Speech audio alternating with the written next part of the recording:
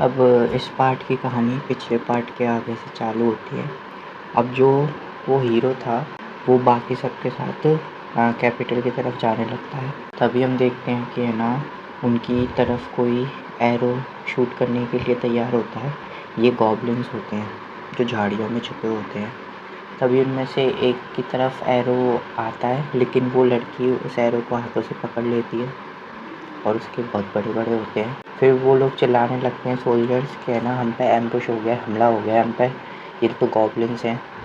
और गॉब्लिन्स भी उन पे हमला करने के लिए दौड़ रहे होते हैं। फिर वो लड़की उन सोल्जर से कहने लगती है कि कोई भी अपनी जगह से नहीं हटेगा और लेकिन कोई भी लड़ाई भी नहीं करेगा। फिर वो जो पीछे वो एक और लड़की थी जिसके साथ पिछली बार अपना हीरो लगा हुआ था, तो वो है ना कहती है पीछे से कैरिज्मा से कि ये तो ज़्यादा भी नहीं है, तुम इन्हें जल्दी से लड़के हरा क्यों नहीं देती हो।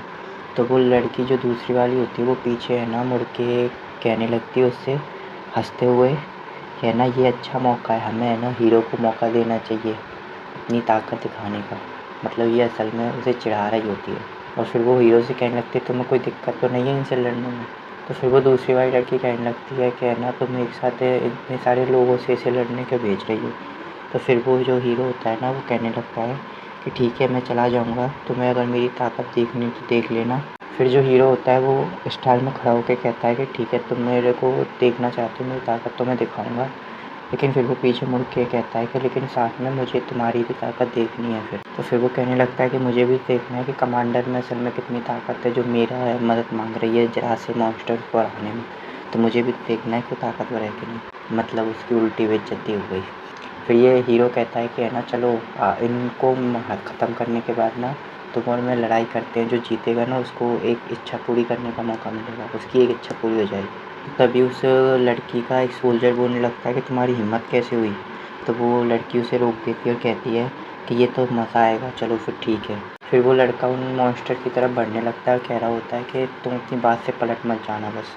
फिर वो अपनी तलवार हवा में लहराता है और एक स्टाइल वाला पोज लेता है और फिर वो लड़की एकदम से चौंक जाती है और कहती है कि ये वाली पोजीशन तो। और फिर हम देखते हैं कि उन सारे मॉन्स्टर्स का एकदम से गर्दन मुंह हाथ सब कट जाते हैं और उनका पूरा शरीर कट के है ना हवा में उड़ने लगते हैं उसके मॉन्स्टर्स के शरीर। और वो लड़की भी देख के हैरान हो जाती है। तभी फिर वो हीरो कहने लगता है उससे लड़की से कि चलो तुम अभी यहाँ पर आओ। फिर वो लड़की नीचे उतर के आ जाती है और इनकी लड़ाई होने वाली होती है और इसके संतरे देखो क्या मस्त हैं। फिर वो लड़की कहती है तुमने पहले कहीं पे ट्रेनिंग ली है क्या। तो वो लड़का जो है ना वो स्टाइल में मतलब हीरो कहता है कि नहीं मैंने बस लोगों को देख के थोड़ा बहुत सीख लिया था। फिर वो लड़का कहने लगता है कि एक है ना ग्रेट डॉटसन फैमिली की डॉटर है ना पीछे तो नहीं हटेगी बात, जब मैं उसको पे लूँगा तो मतलब वो कह रहा था हरा दूँगा जब। फिर वो जो लड़की होती है वो एकदम से पोज़ लेके उसकी तरफ तेज़ी से बढ़ने लगती है और जो हीरो होता है वो आराम से खड़ा होता है और क्या तरीके से बढ़ रही है भाई, पीछे का माल देखो। फिर वो उस पर स्विंग करके हमला करती है और फिर वो हंस के कहती है कि है ना तुम इसे झेल नहीं पाओगे क्योंकि तुम तो मुझे है ना रोकने में बिजी थे, मैं तुम पर इतने में हमला करती हूँ। फिर वो लड़का हंसने लगता है, कहता है कि इतनी दिक्कत नहीं होगी इसके साथ लड़ने में मुझे।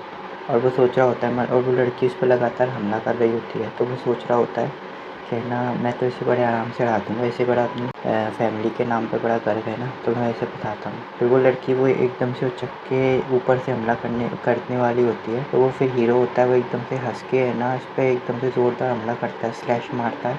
और भाई साहब फिर क्या होता है उसके सारे कपड़े वपड़े सब फट जाते हैं, मतलब सामने से कपड़े फट जाते हैं बिल्कुल और उसकी तलवार हवा में उड़ जाती है। और देखो तुम सोल्जर्स की हरकत है, उनके तो नाक से खून आ गया। तो फिर जो लड़की होती है वो भी अपने वो छुपाने लग जाती है। लेकिन फिर जो वो लड़का होता है ना हीरो वो पीछे से आता है और कह रहा है मैं तुम्हें कोई मौका नहीं दूंगा। फिर वो एक घूसा मार देता है उसके पेट में और वो हार जाती है। फिर हम देखते हैं कि उस लड़की की आँख खुलती है और वो मतलब उसी हालत में होती है, ऊपर से कपड़े फटे होते हैं और वो कहीं पर पड़ी होती है। फिर वो एकदम से ज़ोर से सांसें भरने लग जाती है। फिर वो दर्द में उठकर कहती है कि मैं उस पहाड़ पर रहने वाले लड़के से कैसे हार गई। और लड़का उधर से कहने लगता है कि तुम अच्छे से सोई तो हो ना। तो फिर वो हैरानी से दूसरी तरफ मुड़ के देखती है कि उधर की कौन है भाई। तो वो सामने लड़का बैठा होता है और बिल्कुल नंगा होता है भाई साहब, उसका औजार तैयार होता है बिल्कुल। फिर वो लड़की शर्मा के कहती है कि तुम है ना नंगे के बैठे हो मेरे सामने। तो फिर वो लड़का कहने लगता है कि मेरा टेंट है, मैं बिना कपड़ों के बैठूँ, कपड़ों के बैठूँ मेरी इच्छा है। तो फिर वो लड़की पीछे की तरफ खिसकने लग जाती है। फिर वो कहने लगता है कि आ जाओ, मेरा जो औजार है मतलब उसके साथ खेलो। फिर वो है ना लड़की कहने लगती है कि तुम ये क्या कर रहे हो, तो वो कहता है कि है ना मेरी इच्छा है ये, जैसा कि हमें डील हुई थी। फिर वो लड़का है ना गुस्से में कहने लगता है कि जल्दी से आके जो मैं कहता हूँ वो करो, तुमने है ना डील करी थी, अब अपनी वादे को निभाओ। और उसका नाम है ना, इस लड़की का नाम जोना होता है, ठीक है। फिर वो लड़की शर्माने लगती है और सोच रही होती है मैंने तो ऐसा कुछ नहीं सोचा था, ये तो कुछ और ही करवा रहा है मेरे से। और फिर वो लड़का कहता है कि तुम अभी अपने नाइट्स के सामने ये सब करोगी, मतलब इसके जो सैनिक होते हैं वो। तो फिर है ना फिर वो ज़बरदस्ती शर्माने लगती है, लेकिन फिर वो करने लगती है, मतलब करने के लिए तैयार हो जाती है और घबरा रही होती है उसके मतलब औजार को देख के।